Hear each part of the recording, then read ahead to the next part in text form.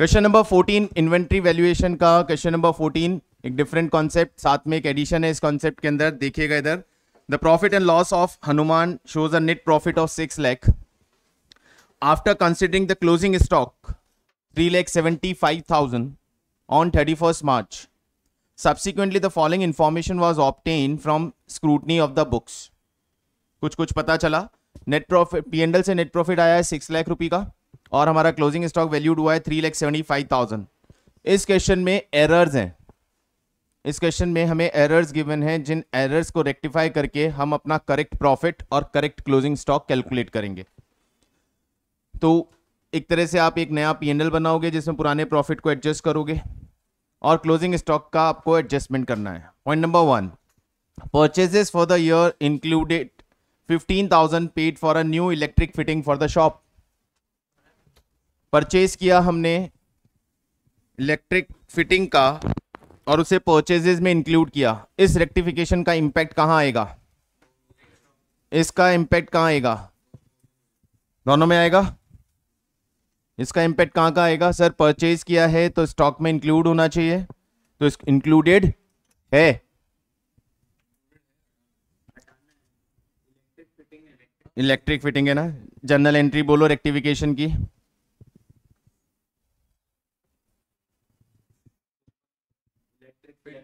Electric fitting account debit to purchase. तो यहां से प्रॉफिट और स्टॉक पे भी इंपैक्ट आ रहा है क्या? नहीं, स्टॉक पे कोई इंपैक्ट नहीं आ रहा है, तो इसे हम प्रॉफिट पे इंपैक्ट देखेंगे। यदि हम परचेजेस कम करते हैं तो प्रॉफिट इंक्रीज होता है। तो आप पहले दो स्टेटमेंट अलग अलग बना लो। ऊपर लिखो net profit as per P&L, net profit as per P&L,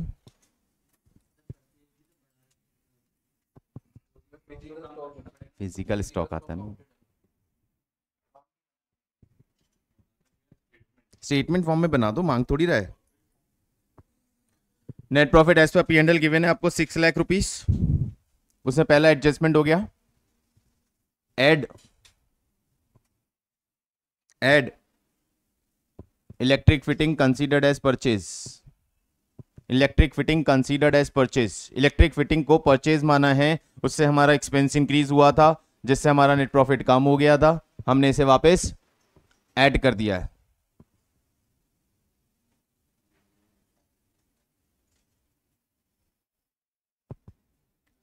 Hanuman gave away goods valued rupees 40,000 as free sample, which no entry was made in the books of accounts.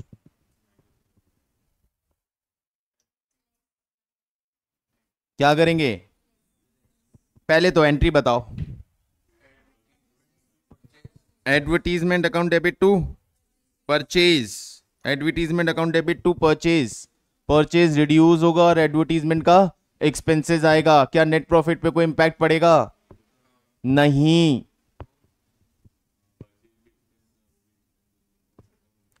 Goods are recorded as purchase. आप क्या करते हो ऐसे transactions में? सिर्फ हम head change करते हैं, परचेज के एक्सपेंसेस को परचेज से हटा के फ्री सैंपल के एक्सपेंस में डालेंगे। जीपी और एनपी तो अफेक्ट होगा, लेकिन जीपी का तो हमें यहाँ पे रोल ही नहीं है। एनपी अल्टीमेटली अफेक्ट नहीं होगा, जीपी में चेंज आएगा लेकिन नेट प्रॉफिट में कोई चेंज नहीं आएगा, इससे net profit will not affect. Invoices for goods amounting 250 have been entered on 27th March, but the goods were not included in stock.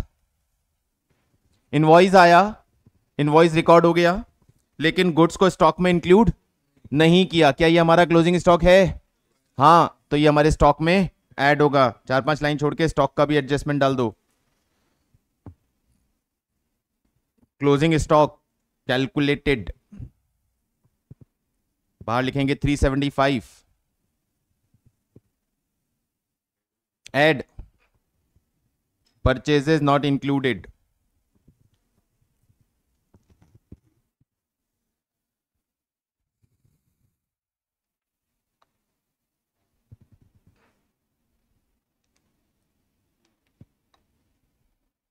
ठीक है,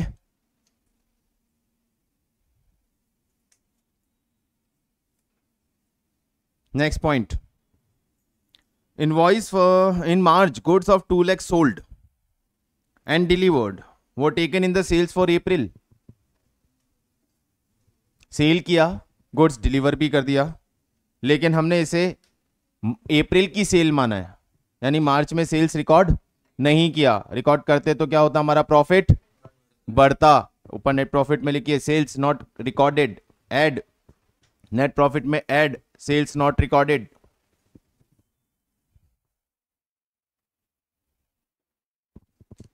any impact on stock? No, क्योंकि already goods deliver हो चुकी हैं तो godown से जा चुकी थी। ऐड 2 लाख पूरा ही ना, सेल वैल्यू है ना, प्रॉफिट तो सेल वैल्यू से इंक्रीज होगा। ट्रेडिंग में पूरी सेल वैल्यू तो रिकॉर्ड होती है, पूरी सेल ही उड़ा दी है ना हमने तो पूरा सेल आएगा तो पूरा जीपी इंक्रीज होगा 2 लाख रुपीज से। Goods costing 75,000 was sent on sales or return in March at the margin of 1/3 on cost. Though approval was given in April, these were taken as sales for March. Goods sold on approval. Goods sold on approval. और इसे हमने sales मान लिया है। Actually हमारी इस साल की सेल्स नहीं है, प्रॉफिट में से minus, less goods sold on approval, less goods sold on approval, पूरा अमाउंट 75,000 नहीं, कॉस्ट है, ये तो कॉस्ट है 1 lakh, cost plus profit 75,000 cost है, 1/3 प्रॉफिट ऐड करेंगे इसमें, 75,000 प्लस 25,000 1 लाख रुपी। इसका इंपैक्ट स्टॉक पे भी आएगा क्या?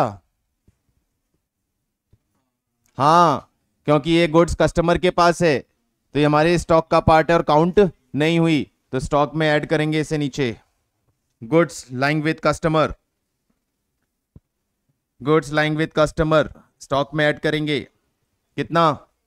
75,000 कॉस्ट पे।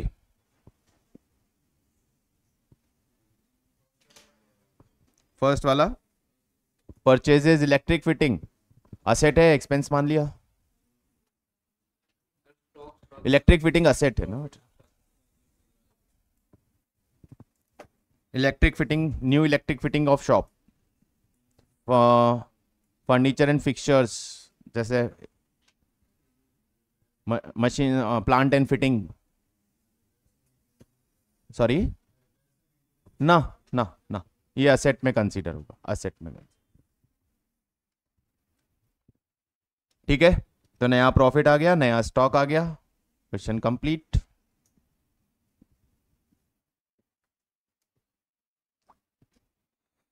Okay, next one 11।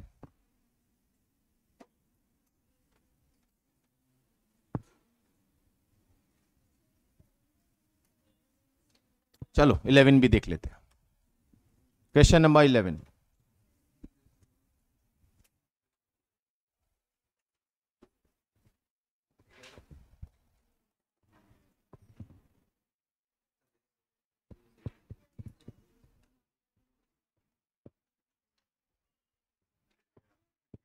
क्या हुआ?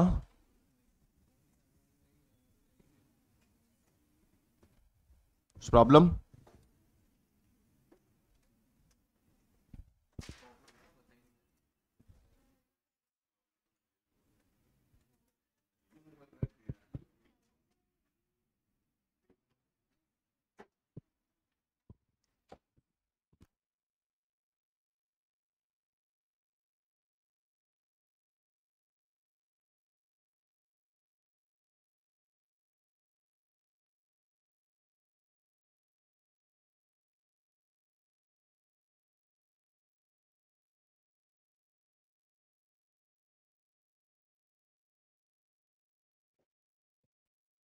Inventory taking for the year ended 31st March was completed on 10th April. The valuation of which shows a inventory figure of 16,75,000 at cost on completion date. 10th April को valuation हुआ inventory का, हमें 31st मार्च का valuation चाहिए। After the end of the accounting year,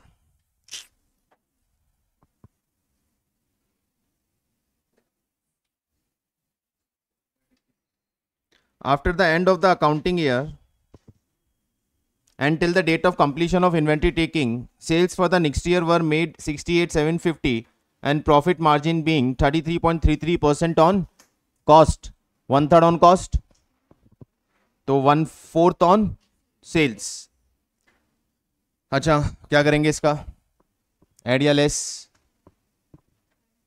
add करेंगे, correct. उस period की cell है, स्टॉक में नहीं थी, होनी चाहिए थी, तो ये ऐड होगा. Purchase for the next year included in the inventory at cost less trade discount 10%.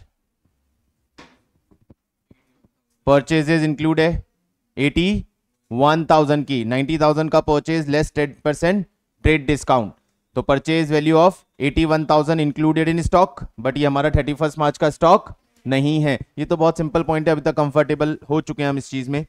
During the year goods were added to inventory at markup price of 3,000 in respect of sales return. After inventory taking, it was found that there were certain, अच्छा पहले ये goods sales return 3,000. Language का case है बस, इसमें और कुछ नहीं है. मार्क्ड अप प्राइस ऑफ 3,000 मतलब selling price of 3,000. Selling price of 3,000 cost पे लाना है, सेल्स रिटर्न है, तो आप तो क्या करोगे, सेल्स में से पहले सेल्स रिटर्न माइनस करके उसके बाद सेल्स को ट्रीट करोगे. Next, after inventory taking it was found that there was certain very old slow moving item costing 11,250 which should be taken at 5250 to ensure disposal to an interested customer.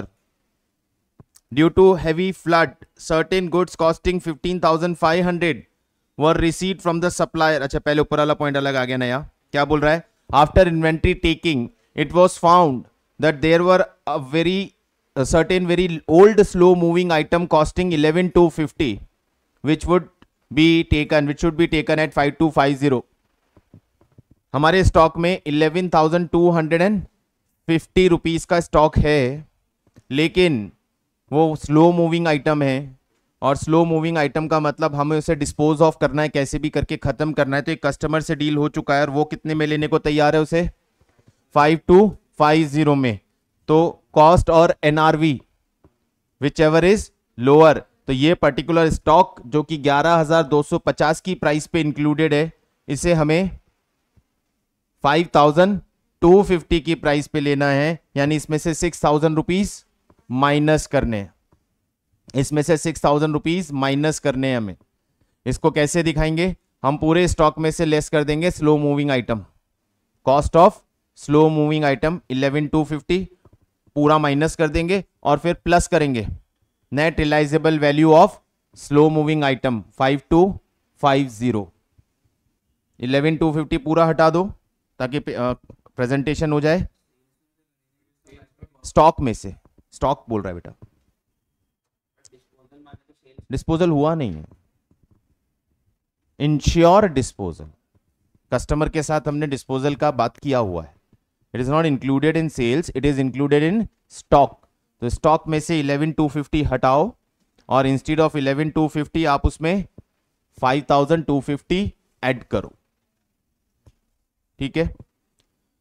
Due to heavy flood, certain goods costing 15,500 were received from the supplier beyond the delivery date of customer.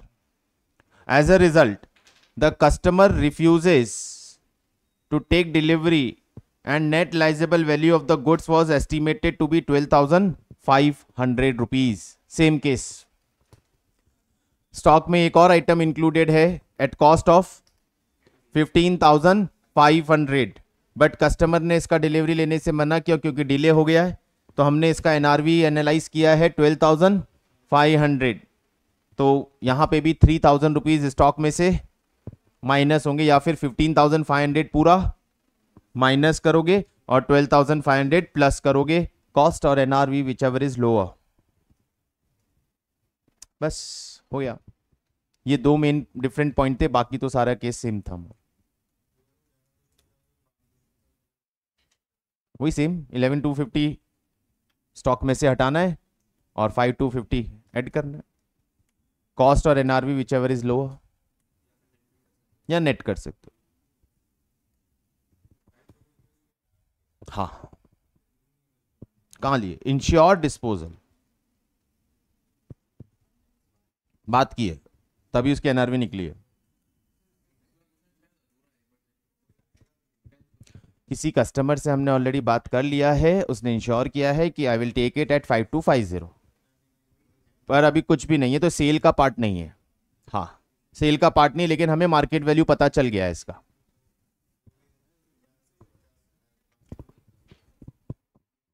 ठीक है, okay. और कोई 18 भी, आ जाओ आ जाओ आ जाओ, मन में क्यों रखना है। अरे नहीं, ये तो वो वाला है, ट्रेडिंग अकाउंट बना के, ये तो ट्रेडिंग अकाउंट बना के ओपनिंग स्टॉक दिया है, परचेज दिया है, मैन्युफैक्चरिंग एक्सपेंसेस दिया है, सेल्स दिया है, at the time of valuing same question करवाया है मैंने। हाँ, at the time of valuing a sum of 240 was return of for a particular item which was originally purchased for 8 lakh. This item was sold during the year at 6,40,000। तो 640 की cell हटा देंगे, total sale में से 640 हटा देंगे, और बाकी सेल पे कितना जीपी लोगे, 1/3 ऑन कॉस्ट का मतलब 1/4, तो बाकी सेल्स पे तो 1/4 का जीपी लोगे। और ये आइटम कितने का बुक्स में है, 8 लाख का तो कॉस्ट था बेटा, 240 रिटर्न ऑफ हो चुका है, उसमें से कितने का कॉस्ट हो गया इसका, 560। It is recorded at 560, sold for 640, तो इस पे 80,000 का प्रॉफिट ले लेना है, दो अलग अलग हिस्से करके सेल्स के। सेम सेम क्वेश्चन कर चुके हैं हम, 15,000 वाला क्वेश्चन था, आई थिंक 7th या 8th क्वेश्चन था। 16,000 वाला सेम क्वेश्चन है। हाँ, कौन सा, 13? अच्छा, क्वेश्चन नंबर 13 देखिए क्या चाहता है। X, who was closing his books on 31st March, failed to take the actual stock, which he did only on 9th April, when it was ascertained by him to be worth ₹250. ठीक है, 9th April का stock मालूम है हमें 250 का। It was found that sales are entered in the sales book on the same day of dispatch and return inward on the return date, and the purchase is recorded on the invoice price. Same point, वापस वही, यहाँ तक कोई problem नहीं। It was found that sales during the period, इसमें क्या दिक्कत है, परचेज ड्यूरिंग द पीरियड, इसमें भी कोई दिक्कत नहीं है। अरे भाई, इसे तो बहुत ही आसान है। हाँ, लास्ट लाइन पढ़ो, last line last line last line last line. इसमें हमें फिजिकल स्टॉक बताना है 31st मार्च का भी। इसमें question is asking for physical stock on 31st मार्च। चलो बनाओ, 31st मार्च का फिजिकल स्टॉक बताना है। तो बस अभी तक हम 31st मार्च को क्या चेक करते थे, इनवॉइस, अकाउंटिंग। अब हम 31st मार्च को भी फिजिकल ही चेक करेंगे, 31st मार्च को भी फिजिकली ही चेक करेंगे।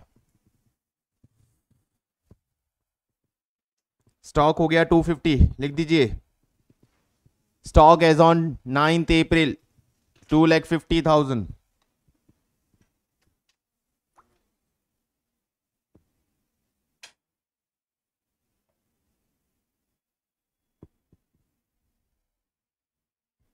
Stock as on 9th April 250।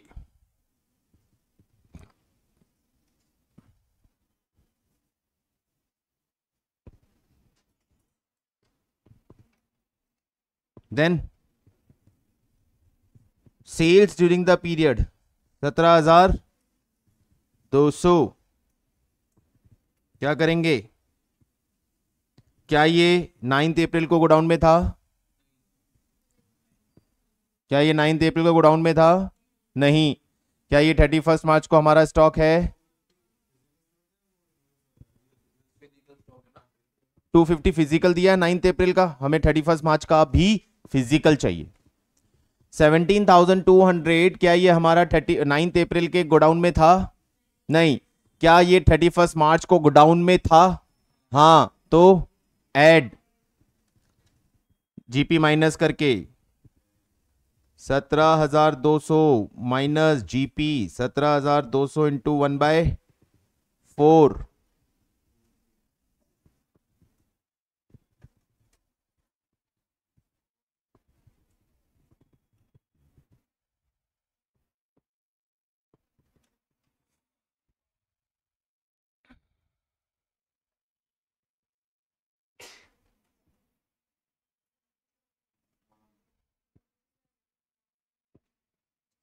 12,900 plus कर दिया।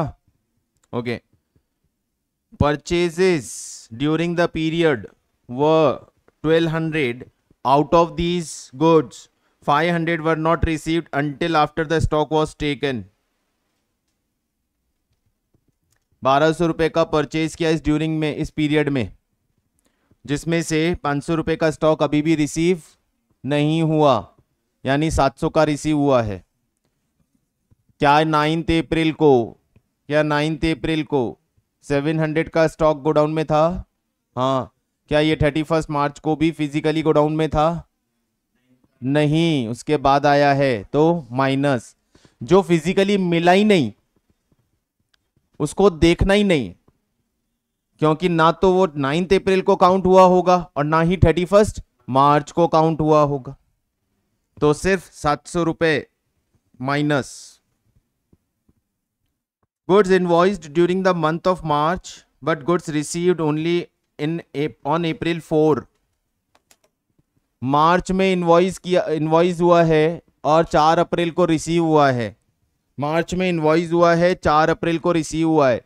क्या ये माल 9 अप्रैल को गोडाउन में था? हाँ। क्या ये माल 31 मार्च को गोडाउन में था? नहीं। फिजिकल देख रहे हैं ना, तो फिजिकली तो 31 मार्च को नहीं था और 9 अप्रैल को था, माइनस। और अकाउंटिंग देखते तो कुछ नहीं करते।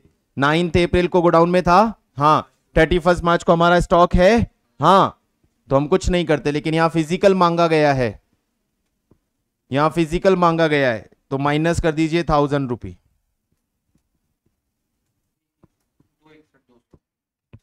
2,61,200 रुपीज।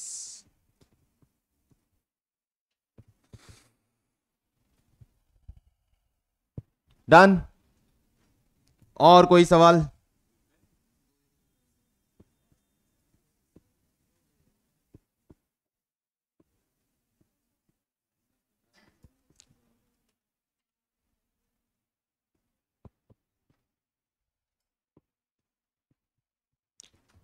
$261,200।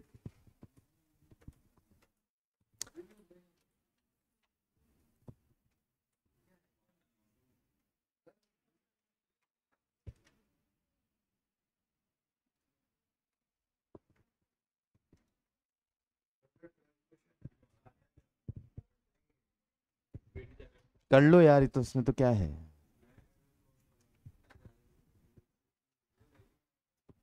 कर लो, आने का चांसेस तो। हाँ, सही बोला उसने, बड़ा वाला। कितनी बार कैलकुलेशन गलती करते हो तुम यार।